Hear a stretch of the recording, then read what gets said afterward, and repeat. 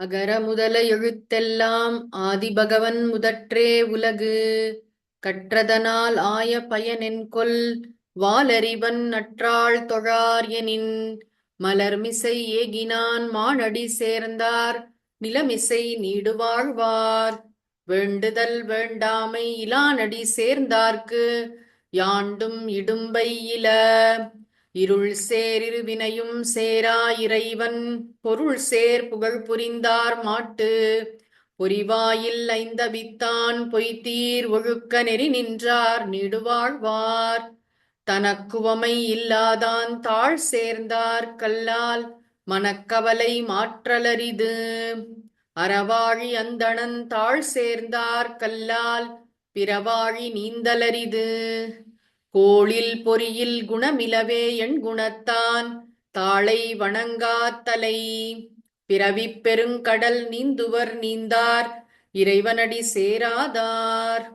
ஓம் உலக முதல்வனை வாலறிவனை மலர்மிசை ஏகியவன் தன்னை வேண்டுதல் வேண்டாமை இல்லாத இறைவனை பொறிவாயில் ஐந்தவித்தான் தன்னை தனக்குவமை இல்லாத அறவாழி அந்தணனை எண்குண இறைவனை போற்றி அமைதியான ஆனந்த ஆன்மவித்தை அருளும் ஓங்கார குருநாதர் மலர்பாதம் தலைமேற்கொள்வாம். ஓம். அனைவருக்கும் வணக்கம். திருக்குறள் துறவறவியல் மெய்யுணர்தல் அதிகாரம். இதுவரை 5 குறட்பாக்களுக்கு பொருள் பார்த்திருக்கிறோம். மெய்யுணர்தல், மெய்ப்பொருளை உணர்தல், தன்னை மெய்ப்பொருளாக உணர்தல், இந்த உலகம், இறைவன், உயிராகிய தான், இவை மூன்றின் உண்மைத் தன்மையை உள்ளவாறு உணர்தல். எல்லா மகான்களும் எல்லா வேத சாஸ்திரங்களும் சொல்லக்கூடிய மிக முக்கியமான உபதேசம் எது என்று கேட்டால், இறைவன் மட்டுமே உண்மை, மெய்ப்பொருள் மட்டுமே உண்மை. அதனாலதான் மெய்ப்பொருள்னு பேரு. பாக்கி எல்லாமே பொய்ப்பொருள் தான். இந்த உடம்பு, இந்த வாழ்க்கை, உறவுகள், நாம் காண்கின்ற அனைத்துமே பொய்ப்பொருட்கள். இறைவன் மட்டுமே மெய்ப்பொருள். நமக்குள்ளேயும் உண்மையிலே என்ன இருக்கு அப்படின்னு கேட்டா மெய்ப்பொருள் தான் இருக்கிறது. உண்மையில் மெய்ப்பொருள் தான் நாம். இந்த கோர் பர்சனாலிட்டி நமக்குள்ள தெய்வீகம் இருக்கிறது. நமக்குள் புதைந்திருக்கும் தெய்வீகத்தை வெளிக்கொணர்வதே மதம் என்று சுவாமி விவேகானந்தர் கூறினார். தெய்வம் நீ என்று உணர் என்றார் மகாகவி பாரதியார். ஆக தன்னை தெய்வமாக, தன்னை அழிவற்ற ஆன்மாவாக உணர்தல், அதுதான் மெய்யுணர்தல். இந்த மெய்யுணர்தல் மட்டும் நம் வாழ்க்கையில் சரியாக நடந்துவிட்டது என்று சொன்னால் இது ஒரு நிகழ்ச்சி அல்ல. இது அறிவால் புரிந்து கொள்வது, ஆழ் மனதிற்கு கொண்டு செல்ல வேண்டிய முக்கியமான ஒரு ஞானம். இதை குருமுகமாக கற்று நம்ம உண்மையிலே இது நமக்கு நன்றாக புரிந்து விட்டது என்று சொன்னால், இதை நாம் ஆழ் மனதிற்கு கொண்டு செல்லும் பயிற்சியையும் செய்து விட்டோம் என்று சொன்னால், அதற்கு பிறகு வாழ்க்கையில் இன்பமே எந்நாளும் துன்பமில்லை அப்படின்னு சொல்லலாம். வாழ்க்கையில என்ன துன்பங்கள் வந்தாலும், என்ன கஷ்டங்கள் வந்தாலும், எது வந்தாலும் அது ஒரு பொருட்டாகவே இருக்காது. ஏன்னா ஆனந்தமே வடிவான மெய்ப்பொருளை நாம் உணர்வோம். உலகத்துல கடவுளை நம்புறவங்க, நம்பாதவங்க, நல்லவங்க, கெட்டவங்க எல்லாரும் தேடுகின்றது 3 விஷயங்கள்னு சொல்லுவாங்க. ஒன்று அமைதி, இன்னொன்று பாதுகாப்பு, மூன்றாவது ஆனந்தம். அமைதி, ஆனந்தம், பாதுகாப்பு, இந்த மூன்றும் எனக்குள் தான் இருக்கின்றன. இவற்றின் நிரந்தரமான ஊற்று நானே. நான் அமைதியை தேட வேண்டிய அவசியம் இல்லை. நானே அமைதி ஸ்வரூபம், நானே ஆனந்த வடிவம்.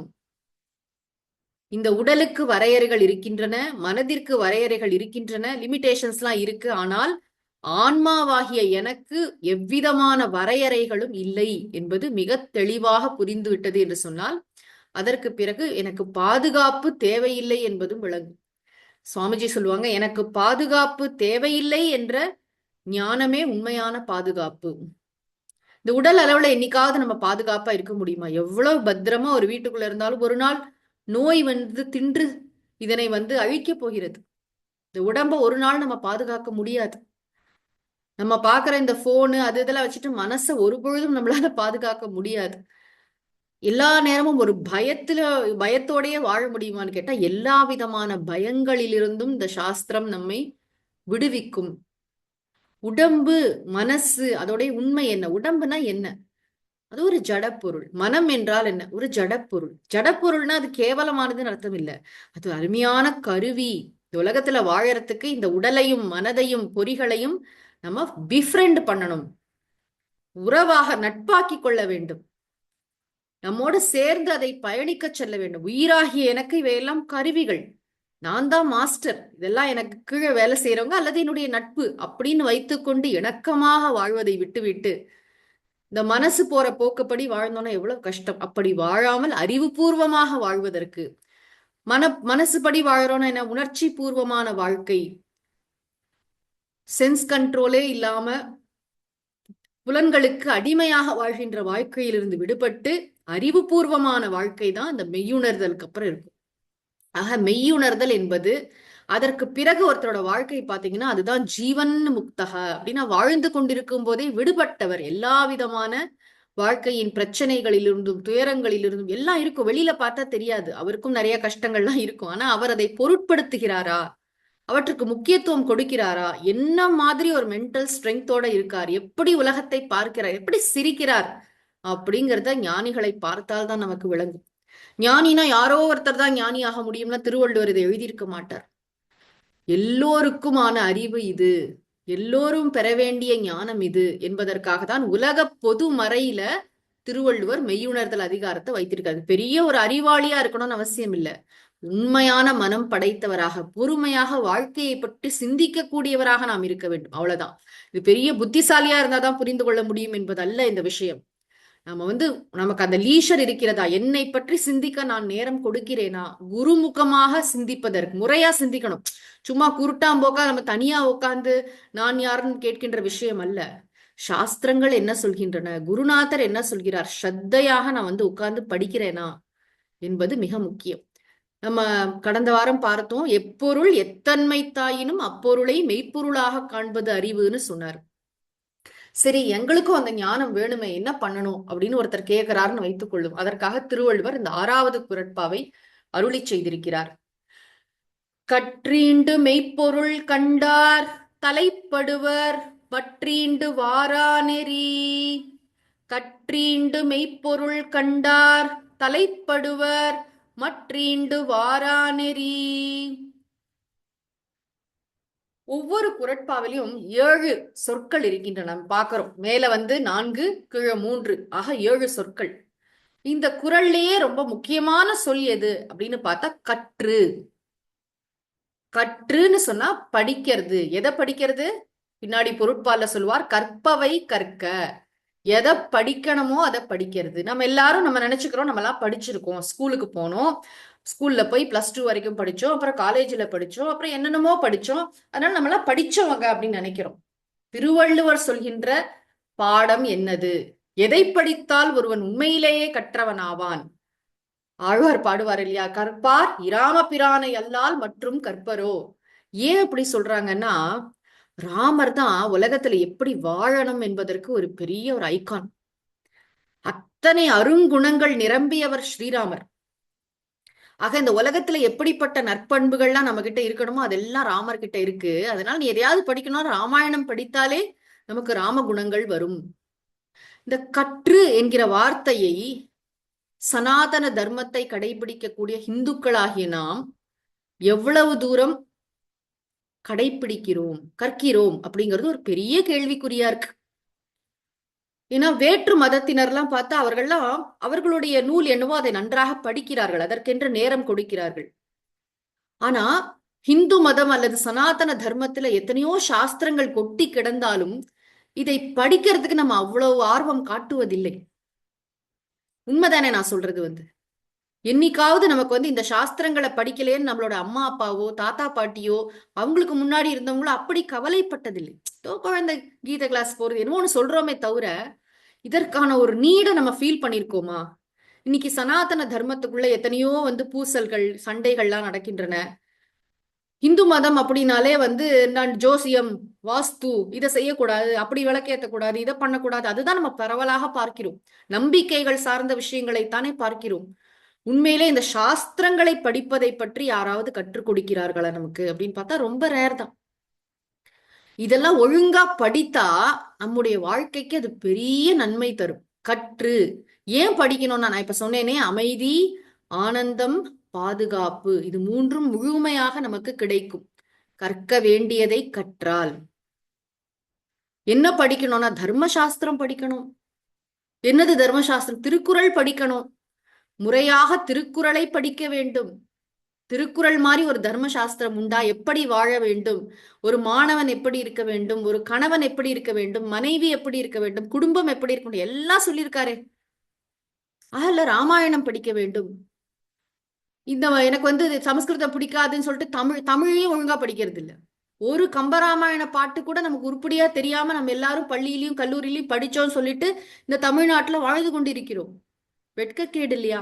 10,000 பாடல்கள் நிறைந்த கம்பராமாயணத்துல ஒரே ஒரு பாடல் கூட நமக்கு தெரியாது மனப்பாடமா பொருளோட.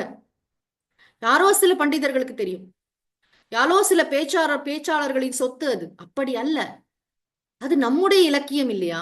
பாரதியார் பாட்டு எத்தனை தெரியும் நமக்கு? அதை முதல்ல படிச்சாதானே அதுபடி வாழ்வதற்கு போக முடியும். அது நமக்கு ஸ்கிரிப்சர்னா வாழ்க்கைக்கான ஒரு நூல். தர்மசாஸ்திரம் அது தெரிந்தாதான் வாழ்க்கையை பற்றிய ஒரு புரிதலே வரும். என்னன்னா, இந்த உலகத்துல நான் தனியா இல்ல, எத்தனையோ பேரோட சேர்ந்து வாழ்ந்து கொண்டிருக்கிறேன். எல்லாரோடையும் இணக்கமாக ஒரு இசைவுடன், ஒரு ஹார்மனின்னு சொல்றாங்க. ஹார்மனி என்ற வார்த்தை மிக முக்கியம். ஒரு இசைவுடன் வாழணும். நான் மற்றவர்களுக்கு கஷ்டம் கொடுத்துடக்கூடாது. இந்த சமூகத்திற்கு நன்மை பயக்க வேண்டும். என்னால யாருக்கும் கெடுதல் உண்டாக கூடாது. என்னோட குடும்பத்துல என்னால ஒரு கஷ்டம், என்னால ஒருத்தங்க அழறாங்க, என்னால ஒரு பிரச்சனை அப்படிங்கிறது ஏற்படக்கூடாது என்றால் தர்மத்தை பற்றிய ஞானம் எனக்கு இருக்க வேண்டும். முதல்ல அறிவு, முதல்ல எது தர்மம் எது அதர்மம்னு எனக்கு தெரியணும். அதுக்கு நான் படிக்கணும். அதனாலதான் ஒரு வீடு அப்படின்னு எடுத்துக்கிட்டாலே அந்த காலத்து வீட்டுல முதல்ல என்ன தெரியுமா இருக்கும்? படி இருக்கும் வாசல்ல. வாசல் படி. படினா என்ன? வாழ்க்கையில என்ன படிக்கணுமோ அதை படிப்பா. இந்த கல்வியை நம்ம ரொம்ப என்ன பண்ணிட்டோம்னா அண்டர் எஸ்டிமேட் பண்ணிட்டோம். அதெல்லாம் நமக்கு தெரியும், ராமாயணம் தெரியும், மகாபாரதம் தெரியும், கதையா தெரியும். இல்ல, அதுல இருக்கிற தத்துவங்கள், அதில் உள்ள நுணுக்கங்கள், தர்ம சூக்ஷ்மங்கள். இவ்வளோ பேர் கெஞ்சுறாங்க, கதறாங்க, அழறாங்க. ஏன் ராமர் திரும்பி போகமாட்டேங்கிறார் அயோத்தியாக்கு என்று கேட்டால், ராமர் தர்மத்தை மீற மாட்டார். அந்த தர்மத்தை மீறக்கூடாதுங்கிற கன்விக்ஷன் அவருக்கு எங்க இருந்து வந்ததுன்னா, அவர் முறையாக தர்மத்தை படித்திருக்கிறார். தர்மஜ்ஞா, தர்மாத்மா, இந்த வார்த்தை ராமருக்கு திரும்பி திரும்பி வால்மீகி போடுறார். அறத்தை அறிந்தவர், அறமே உருவாக இருப்பவர், நடையில் நின்றுயர் நாயகன், தர்மத்தை கடைபிடிப்பவர் அப்படின்னு தானே கம்பரும் சொல்றாரு. இதெல்லாம் நம்ம படிக்கிறது. தர்மத்தை பற்றி தெரிந்து கொள்ளறதுக்கும் நம்ம படிக்கணும், ஃபாலோ பண்ணணும். அதே போன்று மெய்ப்பொருளை தெரிந்து கொள்வதற்கும் நாம் படிக்க வேண்டும். இதை முறையா இது படிக்கிறதுக்கு நம்ம ஒரு குருவை தேர்ந்தெடுக்க வேண்டும். நம்மளா தேர்ந்தெடுக்கிறதுனா ஏதோ மேட்ரிமோனி மாதிரி கிடையாது. பிரார்த்தனை பண்ண வேண்டும், இறைவனிடம் உள்ளம் உருகி அழ வேண்டும், எனக்கு நல்ல குருநாதரை காட்டுங்க. ஒரு நல்ல குரு எப்படி இருப்பார் என்றெல்லாம் சாஸ்திரங்கள் நமக்கு சில குறிப்புகளை தருகின்றன. யார குருவா ஏத்துக்கிறது? பேச்சாளர் குரு அல்ல, சொற்பொழிவு செய்பவர் குரு அல்ல. குரு என்பவர் பேசவே மாட்டார் அப்படின்னு நினைச்சுக்க வேண்டாம். புகைப்படத்தில் இருக்கக்கூடிய ஒரு மகாத்மா குரு ஆக மாட்டார். அவருடைய அனுகிரகம் நமக்கு கிடைக்கும். ஆனால் அவர் குருவா என்று கேட்டால் சாஸ்திரங்கள் சொல்கின்றன, இந்த காலத்தில் வாழக்கூடிய ஒருவரை குருவாக ஏற்றுக்கொள்ள வேண்டும். கான்டெம்பரரி, இப்ப வாழறவரா இருக்கணும். ஏன்னா அப்பதான் நமக்கு சந்தேகங்கள் ஏற்பட்டால் அவரிடம் கேட்டு தெளிந்து கொள்ள முடியும். எப்படி ஒரு சிம்பிள் லாஜிக். ஒரு உயிருள்ள டாக்டர் கிட்ட தானே போய் வைத்தியம் பார்த்துக்கிறோம். இல்ல, எனக்கு ரொம்ப பிடிக்கும், எங்க ஊர்ல ஒரு வயசான டாக்டர் இருந்தாரு, அவர் கடவுள் மாதிரி, அவர் காலமாயிட்டார், இருந்தாலும் அவருடைய படத்தை வச்சே நான் வைத்தியம் பார்த்துக்கிறேன்னு எவனா சொல்லுவானா? இன்னைக்கு இருக்கிற டாக்டர்கிட்ட போறோம் இல்லையா? அது மாதிரி இது ஒரு பிறவி நோய். நான் மெய்ப்பொருளை பற்றி தெரிந்து கொண்டால்தான் அந்த நோய் நீங்கும்னு சொன்னா நான் இன்றைக்கு ஒரு குருவை தேட வேண்டும். அந்த குரு எப்படி இருக்கணும் தெரியுமா? அந்த குரு கற்றவராக இருக்க வேண்டும். முதல் கண்டிஷன், அவர் சாஸ்திரங்களை நன்றாக படித்தவராக இருக்க வேண்டும். அவருக்கு ஒரு குரு இருக்க வேண்டும். ஒரு சம்பிரதாயம் இருக்க வேண்டும். அவர் ஆசை இல்லாதவராக இருக்க வேண்டும். சும்மா உலகியல் விஷயங்களை பேசிக்கொண்டு இப்ப பாரு ஷேர் மார்க்கெட் அது இது அப்படி அல்ல. மெய்ப்பொருள் தத்துவத்தை உணர்ந்து அதிலேயே நிலைத்திருப்பவராக இருக்க வேண்டும். எந்த விதமான ஹிடன் அஜெண்டாவும் அவர்கிட்ட இருக்கக்கூடாது. உண்மையானவராக அப்படிப்பட்ட ஒரு குரு நமக்கு இறைவன் அருளால் கிடைப்பார். இறைவன் இந்த பிரார்த்தனை நிச்சயமா நிறைவேற்றுகிறார், இன்னும் சந்தேகமே இல்லை. அப்படி ஒரு குருவை நமக்கு கிடைத்துட்டாருன்னு சொன்னா அந்த குரு கிட்ட போய் முறையாக படிக்க வேண்டும். எதை படிக்கணும்னா பகவத்கீதை படிக்க வேண்டும், திருக்குறள் படிக்க வேண்டும், உபனிஷதங்களை படிக்க வேண்டும், பிரம்மசூத்திரத்தை படிக்க வேண்டும். கைவல்ய நவநீதம் என்று தமிழ்ல ஒரு ஒப்புயர்வற்ற வேதாந்த நூல் இருக்கிறதே, அதை படிக்க வேண்டும். துணை நூல்கள் அல்லது சார்பு நூல்கள்னு சொல்லக்கூடிய ஆத்மபோதம், தத்துவபோதம், அபரோக்ஷ அனுபூதி, விவேக சூடாமணி போன்ற ஏகப்பட்ட நூல்கள். அதாவது இந்த முக்கியமா 3 விஷயத்த சொல்றோம். ஒண்ணு பகவத்கீதை, இன்னொன்று உபனிஷதங்கள். உபனிஷதங்கள்னு சொன்னா 10 உபனிஷதங்கள் முக்கியமாக ஆதிசங்கரால் உரை எழுதப்பட்ட உபனிஷதங்கள். அப்புறம் பிரம்மசூத்திரங்கள் என்று வியாசர் செய்திருக்கிறார். இவை எல்லாவற்றையும் இந்த 3 தான் ரொம்ப முக்கியமா சொல்லுவாங்க. பிரஸ்தான திரயம். இது 3 படிப்பதற்கு நமக்கு மிகவும் உபகாரமாக இருக்கக்கூடியவை பிரகரண கிரந்தங்கள்.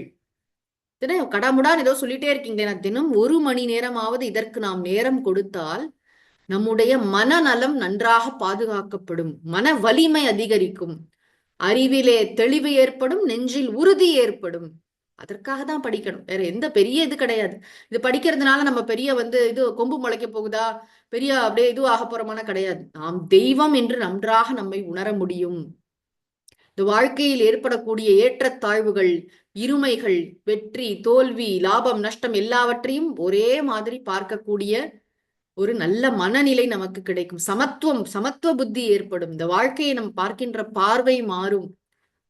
பரிமிதமான ஆற்றல் ஏற்படும். இததான் சுவாமி விவேகானந்தர் திரும்ப திரும்ப சொல்றார். எல்லா விதமான ஆற்றல்களும் அப்படி கிடைக்கும்பா உனக்கு.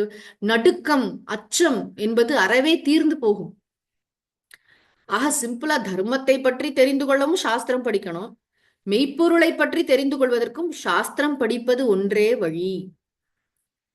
ஏன் அப்படி சொல்றாங்க, ஏன் படிக்கணும் அப்படின்னு கேட்டா, படிச்சாதான் ஞானம் வரும். இந்த ஞானம் என்பது கனவுல ஏற்படும், இல்லாட்டி தியானம் பண்ணும்போது வரும், அப்படி வரும், இப்படி ஏகப்பட்ட விஷயங்கள் சொல்லப்படுகின்றன. அதெல்லாம் எக்ஸப்ஷனலா யார் யாருக்கோ இருந்திருக்கலாம். அதெல்லாம் நான் மறுக்கவில்லை, அதை பற்றி பேசவில்லை. ஆனா பெரும்பாலானவர்களுக்கு ரொம்ப முக்கியமா என்ன புரிஞ்சுக்கணும், நீங்க பிரச்சனை என்னன்னா, அடிப்படையாக என்ன பிரச்சனை, நாம் யார் என்பது நமக்கு தெரியவில்லை.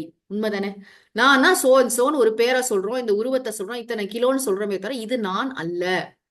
நான் யார் என்கின்ற விஷயத்தில் நமக்கு ஒரு அறியாமை இருக்கிறது. எல்லாரும் ஏத்துக்கிறோம், அறியாமை, இக்னரன்ஸ். அப்ப அறியாமையை நீக்கணும்னா என்ன பண்ணணும், அறிவு வர வேண்டும். அந்த அறிவு எப்படி வரும்னு கேட்டா சாஸ்திரம் படித்தால்தான் வரும். இல்ல எனக்கு தியானத்துல வரும்னா, தியானத்துல வந்தது சரியான அறிவா என்று யார் அதை சொல்வது? ஒரு நாளைக்கு வந்தா மாதிரி இன்னொரு நாளைக்கு வருமா?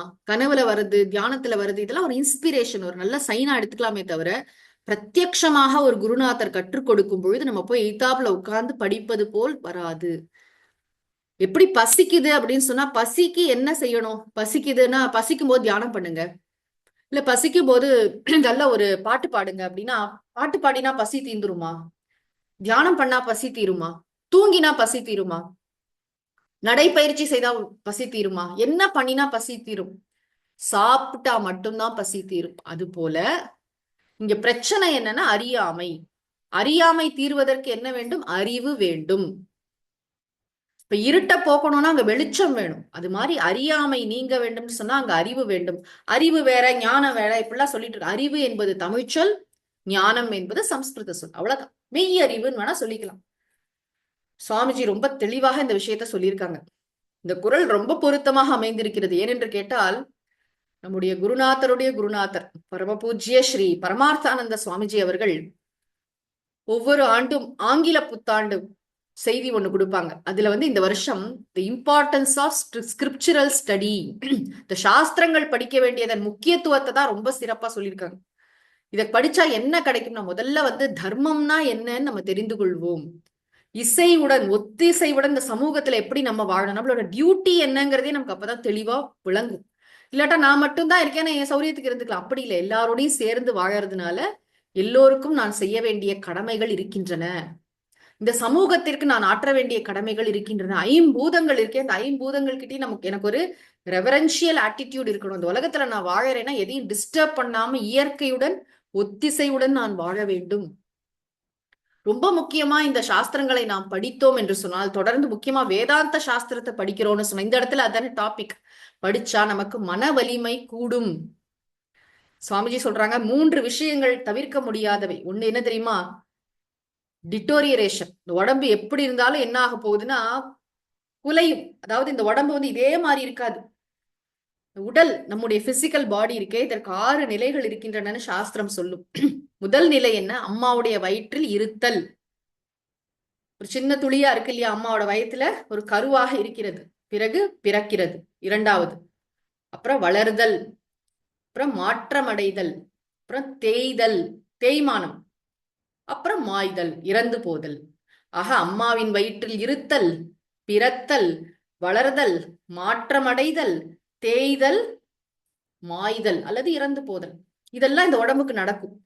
என்ன ஆகும்னா வயசாக வயசாக 40 வயசுக்கு மேல 50 வயசுக்கு மேல உடல் தேயும். உடலில் ஒரு ஒரு உறுப்பாக பிரச்சனை கொடுக்கும். பாதி நேரம் பாத்தீங்கன்னா நம்ம ஸ்கேன் சென்டர்ல இருப்போம், இல்லாட்டி டாக்டர் முன்னாடி உட்காந்துருப்போம், இல்லாட்டி எந்த ஒண்ணு மாத்தி ஒண்ணு ஏதாவது ஒண்ணு பிரச்சனை கொடுத்துட்டே இருக்கும். கண்ணு சரியானா பல்லு சரியா இருக்காது, பல்லு சரியானா முட்டி வலி ஆரம்பிக்கும், முட்டி வலி சரியானா முதுகு வலி சரியா இருக்கும், எல்லாம் சரியா இருந்தா அப்படி மாத்தி மாத்தி மாத்தி இந்த உடல் நம்மை படுத்த தொடங்கும்.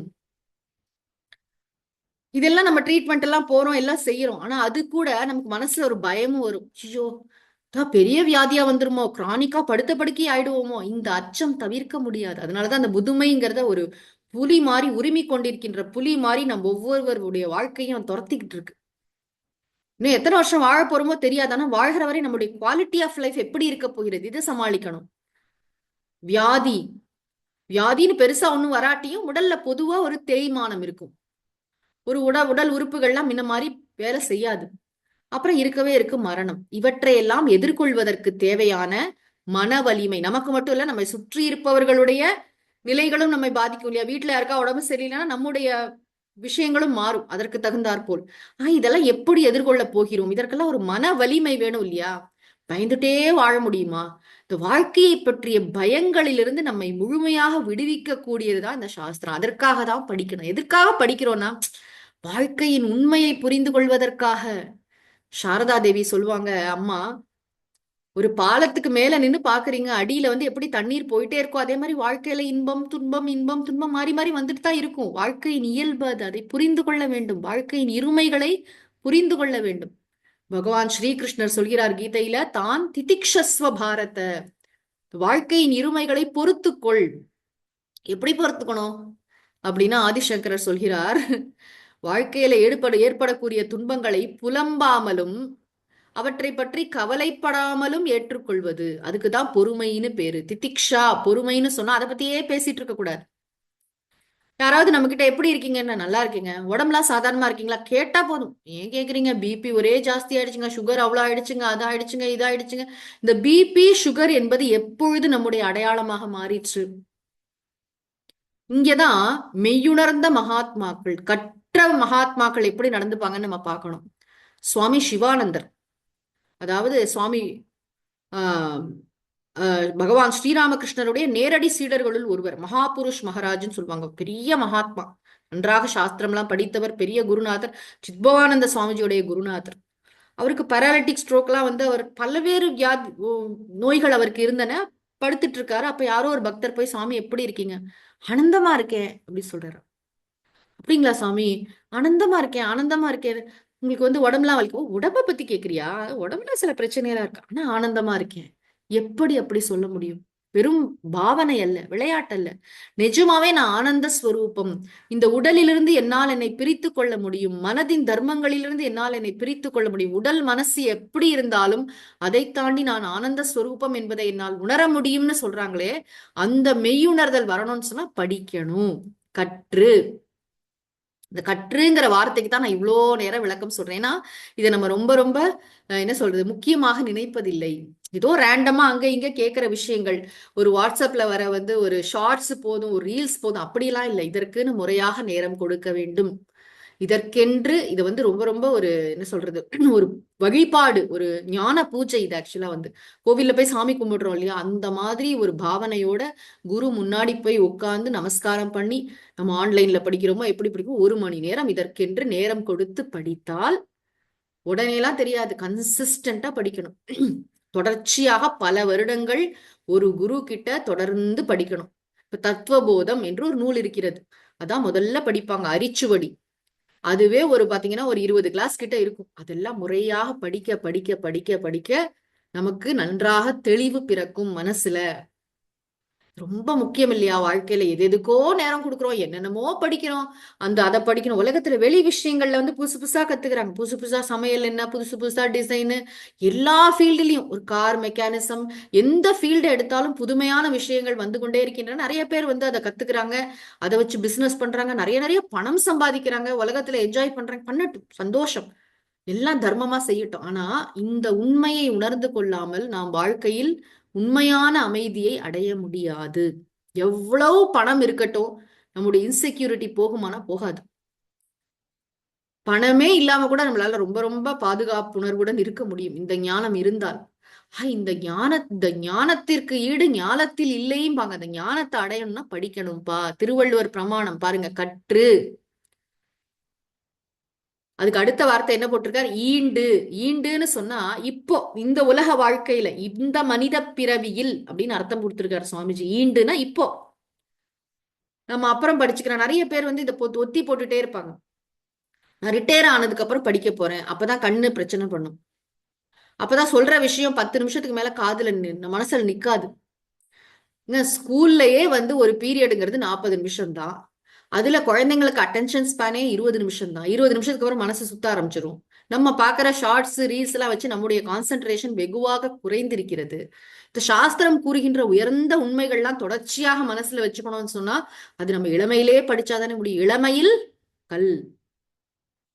இந்த சாஸ்திர ஞானத்தெல்லாம் நம்ம சின்ன வயசுலயே படிச்சோம்னா வாழ்க்கை எவ்வளவு தெளிவாக இருக்கும் தெரியுமா? அதனாலதான் இதுக்கு அவ்வளவு முக்கியத்துவம் கொடுத்தாங்க. நம்ம நாட்டுல வந்து சுவாமிஜி எப்பயும் சொல்லுவாங்க, குழந்தையிலே இந்த விஷயத்தெல்லாம் சொல்லி கொடுக்கணும். ராமாயண மகாபாரதம் அதுல இல்லாத விஷயங்களா? எவ்வளவு தர்ம ஞானம், எவ்வளவு வேதாந்த விஷயங்கள்லாம் இருக்கு. ஒவ்வொருத்தரையும் நீங்க ஒண்ணும் இல்ல, ஒரு திருப்புகழ் எடுத்தீங்கன்னா அவ்வளவு வேதாந்தம் இருக்கு அதுல. திருவாச்சகத்துல இருக்கு, ஆழ்வார் பாசுரங்கள்ல இருக்கு, வேதாந்த விஷயங்கள், அதாவது வாழ்க்கையை பற்றிய உண்மையை கூறுகின்ற விஷயங்கள். இத படிக்க படிக்கதான் மென்டல் ஸ்ட்ரென்த் கூடும். ஆக இத படிக்கிறதுக்கு நம்ம நேரம் கொடுத்தே ஆகணும்.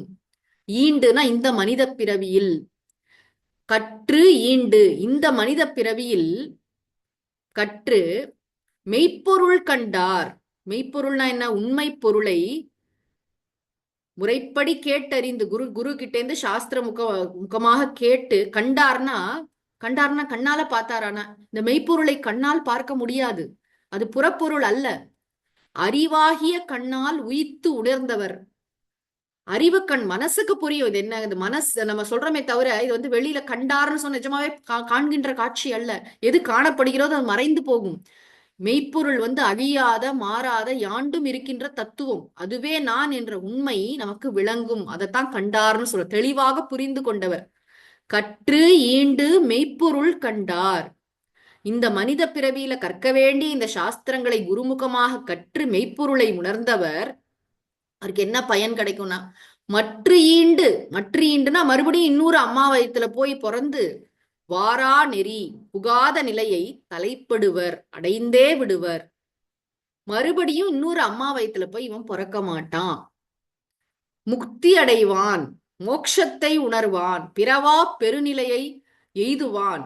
என்ன அழகான குரல் பாருங்க. சாஸ்திரத்தை படிச்சாலும் வெறும் அகாடமிக் நாலேஜ்ன்னு சொல்லக்கூடாது. பாரு, நம்ம என்னன்னா வெறும் படிக்கிறதுனால எல்லாம் சரியாயிடுமா, ஏட்டுக்கல்வி அப்படின்னா சொல்றோம் இல்ல. இதை படித்து சிந்தித்து தியானித்து, சாஸ்திரம் சொல்கிறது உண்மைதானே.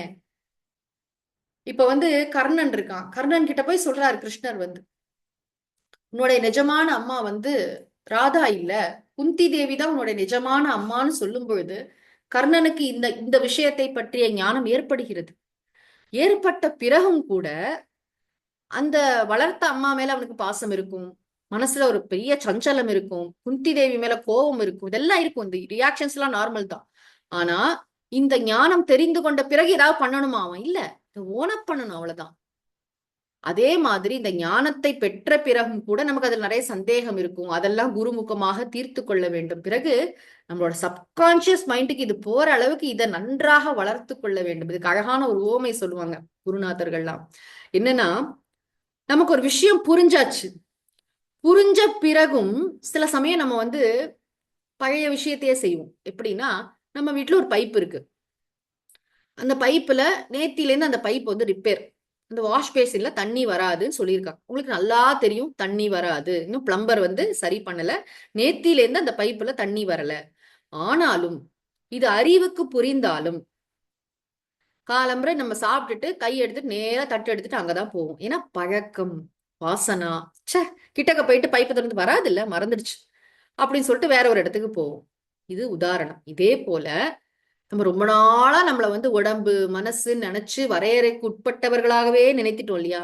சாஸ்திரம் திடீரென்று என்ன சொல்கிறது? நீ மெய்ப்பொருள், எங்கும் நீக்கமர நிறைந்த எல்லா காலத்திலும் இருக்கின்ற தூய அறிவு வடிவம் நீ, உனக்கு மரணம் என்பதே கிடையாது, நீ பிறக்கவே இல்லை என்று நம்மை பற்றிய ஒரு உண்மையை சொல்கிறது.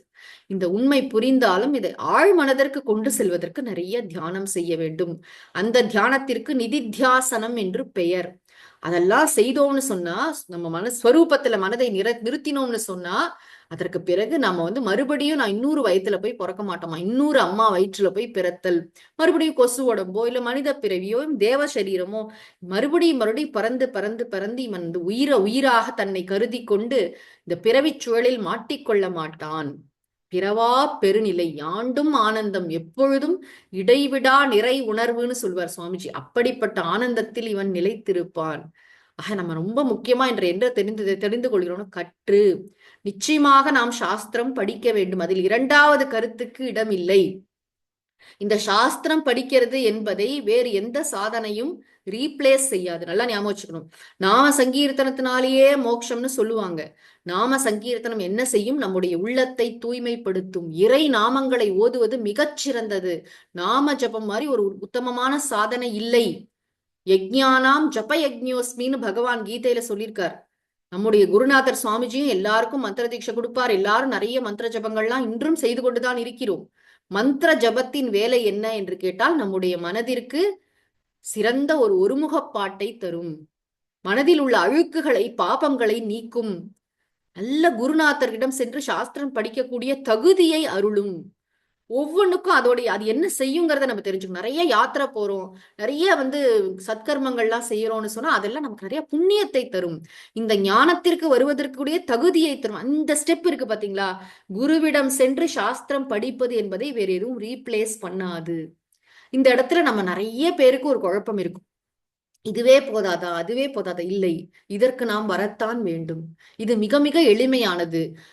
அதுக்கு வந்து பெரிய புத்திசாலியா இருக்கணும்னு அவசியம் இல்லை. நான் சொல்றேன், உண்மையான உள்ளம் தான் வேணும். கொஞ்சம் வந்து அகமுகமா இருக்கணும். ரொம்ப விஷயங்களை நினைச்சிட்டே இருக்கணும்னு வச்சுக்கோங்களேன். வெளி விஷயங்கள்ல நமக்கு ரொம்ப ஆர்வம் இருந்ததுன்னா இந்த சாஸ்திரத்தில் ருச்சி வராது. அது உண்மைதான். ஆனா நம்முடைய மனசு இறைவனிடமே லயித்திருக்கிறது. இறைவனை பற்றிய உண்மைதானே. சாஸ்திரம் என்பது என்ன தெரியுமா? இறைவன் வேறு, சாஸ்திரம் வேறா? சாஸ்திரம் என்பது இறைவனை காட்டும் ஒரு கண்ணாடி. இறைவனுடைய மூச்சு காற்றுதான் வேதங்கள். அவற்றை ஒட்டி வந்தவைதான் இத்தனை சாஸ்திரம். இறைவனே வந்து வேதமாக இருக்கிறார். ஆரங்கம் நால்வேதம் ஆனாய் போற்றி அப்படின்னு பாடுறார் அப்பர் சுவாமிகள். அப்ப இறைவனைத்தான் படிக்கிறோம், வேதம் படிக்கிறோம். சாஸ்திர படிப்பை எப்பயுமே ரொம்ப ஒரு ஒரு நீச்சமா ரொம்ப அதெல்லாம் தேவையில்லைன்னு அதை பத்தி பேசுறது, படித்தவர்கள் வந்து வெறும் அகாடமிக் நாலேஜ்னு சொல்றதெல்லாம் நம்ம செய்யக்கூடாது. இதற்கு ஒரு வேல்யூ இருக்கிறது. இதை பற்றி தெரிந்து கொள்வது, உண்மையா இருக்கணுங்கிறதுல எந்த விதமான இரண்டாவது கருத்துக்கும் இடம் இல்லை. நம்ம வந்து சாஸ்திரம் படிச்சுட்டு ஒருத்தர் தப்பு பண்றாருன்னா நிச்சயமா அது தப்பு தான், கூடுதல் தப்பு தான், அவர் தண்டனைக்குரியவர் தான், அதுல சந்தேகமே இல்லை. சாஸ்திரம் படித்தவன் தவறு செய்யக்கூடாது. சாஸ்திரம் படிக்கிறதுக்கு முன்னாடி நல்ல தகுதியோட நம்ம வந்து சாஸ்திரம் படித்தோம்னு சொன்னா இந்த ஞானம் நமக்கு அப்படிப்பட்ட ஒரு பேர் அமைதியை அருளும். மீண்டும் பிறவா பெருநிலையே தரும்னு சொல்றாரு. ஆக இந்த சாஸ்திரம் படிக்கிறது அப்படிங்கிற விஷயம் நம்ம மனசுல ஆழமாக பதிய வேண்டும். இதற்காக நம்ம தினம் 1 மணி நேரமாவது மினிமம். நீங்க பாத்தீங்கன்னா ஆசிரமங்கள்ல, ஆனைக்கட்டியிலயோ ரிஷிகேஷ்லயோ தேனிலயோ நிறைய ஊர்கள்ல கோர்ஸ் எல்லாம் நடக்கும் பொழுது 8 மணி நேரம் ஒரு நாளைக்கு இந்த வேதாந்த சாஸ்திரத்தை படிப்பாங்க. வேற வேற வேற நூல்கள் படிப்பாங்க. இதற்கு துணை புரிவதற்காக சம்ஸ்கிருத இலக்கணம் படிப்பாங்க. எப்படியோ இது ஆழமாக மனசுக்கு போகணும். இந்த விருத்தி, இந்த எண்ணங்கள் மனசுல ஆழமாக சென்றதுன்னு சொன்னா பாக்கி எல்லாம் என்ன ஆயிடும்னா பாக்கி எல்லா விஷயங்களும் முக்கியத்துவம் இழக்கும். அதுக்காக இன்வால்மெண்ட் இல்லாம இருப்போம்னு அர்த்தம் கிடையாது. நன்றாக வேலை பார்ப்போம், எல்லாரோடையும் சேர்ந்து நன்றாக சமூக சேவை பண்ணுவோம், எல்லாம் பண்ணுவோம்.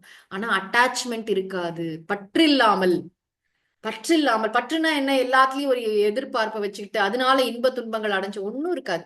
நம்முடைய கடமைகளை மிகச் சிறப்பாக அழகாக நம்மால் செய்ய முடியும். ஜனக்கர் மாதிரி ஒரு பெரிய ராஜ்யத்தையே நம்மளால ஆள முடியும். நம்முடைய பெரியோர்கள்லாம் அப்படித்தானே இருந்தாங்க. சுவாமிஜி எல்லாம் 5 நிமிஷம் ரெஸ்ட் எடுக்க மாட்டாங்களே, அடுத்து அடுத்து அடுத்து அறப்பணிகள் ஆன்மீக பணிகள் பண்ணவங்க தானே.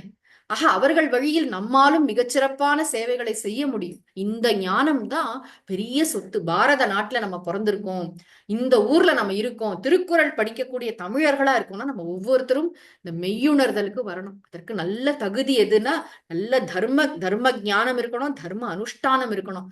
அதற்கும் திருக்குறள் படிக்க வேண்டும். மெய்யுணர்தலுக்கும் திருக்குறள் படிக்க வேண்டும். இந்த திருக்குறள்ல ஒரு முக்கியமான விஷயம் என்னன்னா, உரையாசிரியர்கள் சொல்றாங்க, நேரடியாக ஆத்ம ஞானத்தை திருவள்ளுவர் கொடுக்கவில்லை. இந்த இந்த மெய்யுணர்ந்தால் என்னென்ன பயன், எப்படி படிக்கணும்னு சொல்றாரே தவிர விஷயம் என்னன்னு டைரக்டா ஏன் சொல்லலன்னு சொன்னா, இதை குருமுகமாகத்தான் படிக்க வேண்டும், அப்பதான் கன்ஃபியூஷன் வராது. ஆதிசங்கரரே ஒரு இடத்துல சொல்கிறார், ஒரு எவ்வளவு எப்பேற்பட்ட அறிவாளியாக இருந்தாலும் தனியாக அவன் வேதாந்த விசாரம் செய்யக்கூடாது. தனியாக ஏதோ ஒரு புஸ்தகத்தை வாங்குறது படிக்கிறது அந்த மாதிரி செய்யறது முறை அல்ல. ஏன்னா நிறைய குழப்பங்கள் வரும், நிறைய கேள்விகள் வரும். குருமுகமாகத்தான் நம்ம படிக்கணும். ஒரு ஒரு வார்த்தைக்கு என்ன அர்த்தம்ங்கிறது கான்டெக்ஸ்டுவல் மீனிங்கா இருக்கும். இடம் பொறுத்து சொற்களின் பொருள் மாறும். இப்ப கீதையில கூட ஒரு இடத்துல மனசா அப்படின்னு ஒரு வார்த்தை வரும். மனதினால் அப்படின்னா ஆதிசங்கரன் விவேக புத்தியா அப்படின்னு உரை எழுதுவார். பகுத்தறிவினால் அப்படின்னு அர்த்தம். மனசால்னு அர்த்தம் கிடையாதுங்க. அந்த மாதிரி பெரியோர்கள்லாம் எப்படி அதுக்கு உரை செய்திருக்கிறார்கள் என்பதை பார்த்து நம்முடைய குருநாதர் என்ன சொல்கிறார், எப்படி என்னென்ன உதாரணங்கள் மூலம் இதை புரிந்து கொள்ள வேண்டும், ஒரு விஷயத்தை எப்படி அப்ரோச் பண்ணணும், மெத்தடாலஜின்னு சொல்லுவோம் இல்லையா, அது குரு கிட்ட இருக்கு. அதனாலதான் குருமுகமாக பணிந்தும் கேட்டும் பணிவிடை செய்தும் இந்த பேருண்மையை அறிந்து கொள் அப்படின்னு கிருஷ்ணரும் சொல்கிறார் கீதையில. இந்த ஸ்டெப்பை நம்ம தவிர்க்க கூடாது. இது ரொம்ப முக்கியமான ஒரு ஸ்டெப். எது? குருவிடம் சென்று கற்றல்.